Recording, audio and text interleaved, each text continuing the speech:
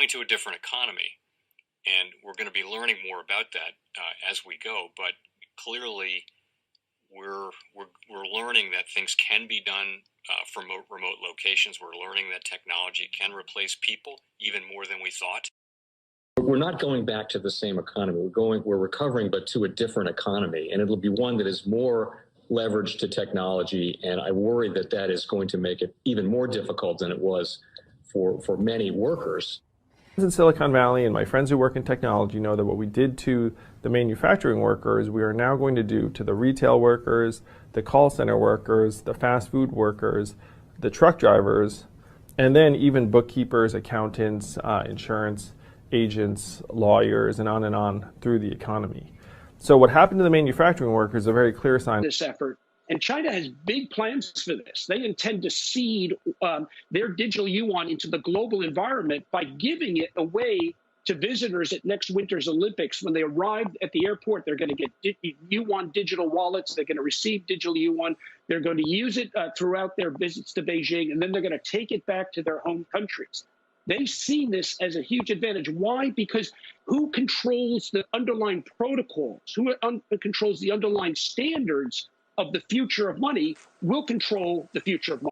The price may be stalling right now. The critics never go away, but we have one person who's bet it all. MicroStrategy's founder and CEO, Michael Saylor. He's with us again.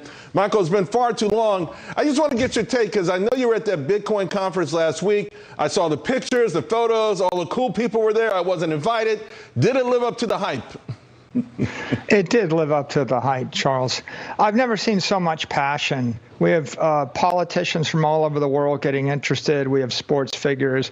We saw capitalists from every industry showing up for the first time. We saw great intellectual leaders and corporate figures. So obviously it's twice as much energy as last year. And what it's saying is that everybody in the world knows that they need a solution to their problem, and they see Bitcoin as the solution. I tell you, it's so weird. Imagine a 20-some-odd-year-old rapper, who never knew about finance per se, and then you're speaking to a general who teaches, by the way, has a 99% graduation rate at the college, and they both have the same underlying fear about our financial system. That says a lot, doesn't it?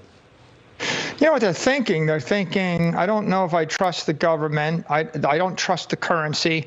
I don't trust the banks. I don't have a savings account. I got no checking account. The payment systems don't work anymore. Everything's broken.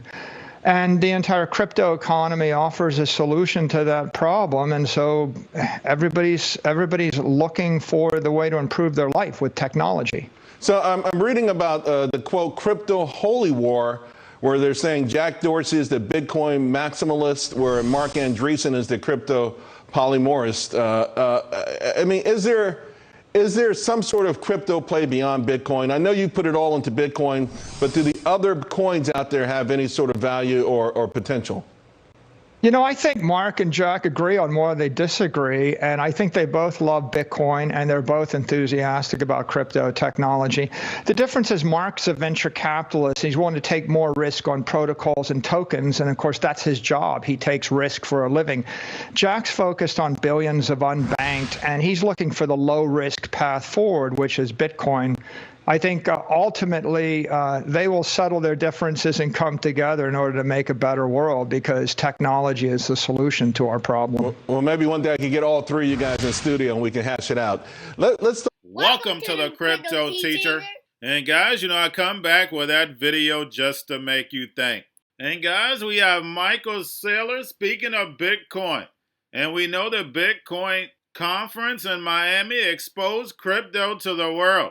But we know when it comes to CEOs, they never talked about the government, they never talked about the currency, and they definitely never talked about the banks. But all of a sudden, they get free permission to talk about how bad the banks is, how bad the currency is, how bad the government is. Why? Because it's about to be destroyed. The New World Order has to get rid of this legacy market in order to bring in the fourth industrial revolution.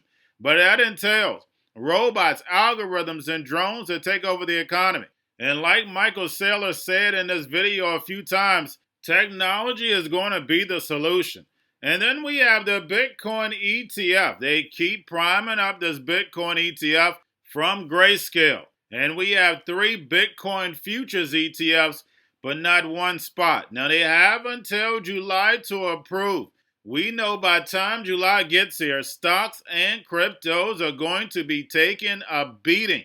But a Bitcoin ETF would shore up the price. But we definitely have to sit back. We know this is all part of the movie. Just sit back and let it play out. And then lastly, we hear the Putin price hikes. What is that, guys? The Putin price hikes. But guys, we know the BRICS nations are about to take over. The fall of America to Babylon, which we clearly can see, and the rise of the emerging markets. And who's going to be the head? China, with that digital yuan backed by that digital SDR. And remember, the crypto teacher wrote about it a long time ago because he knows when it comes to the New World Order, it's all planned out. You have a wonderful day. Here is crypto. The big Bitcoin conference ended here on Sunday, and some people attending that have stuck around for the ETF conference. Now, Michael Sonnenschein runs Grayscale Bitcoin Trust. This is the first publicly quoted securities solely invested in the price of Bitcoin. Michael, you've got an application in front of the SEC to convert this Grayscale Bitcoin Trust of yours to an ETF, a pure play ETF.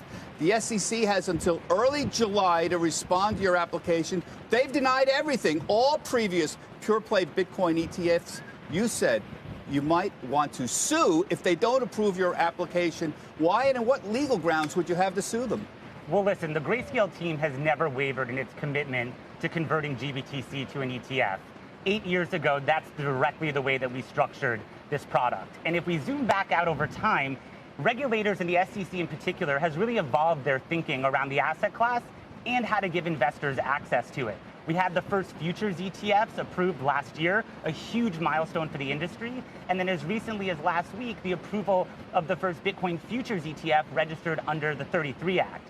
And so as we approach this July deadline, we're working proactively with the SEC and regulators more broadly. There are over 800,000 accounts in the US, all 50 states represented, that own GBTC. They've been very patient, and so for Grayscale, all options are on the table. But very quickly, the argument seems to be, well, they approved the Bitcoin futures, therefore they have to approve a pure play. Well, what's the linkage necessarily there? Is that the basis of your argument? Well, certainly when a regulator is looking at two like issues, so a Bitcoin futures ETF and a Bitcoin spot ETF, and they have concerns over that underlying market, it's important that they look at those two issues through the. So because of the actions we've taken to address the Putin price hike, we are in a better place than we were last month.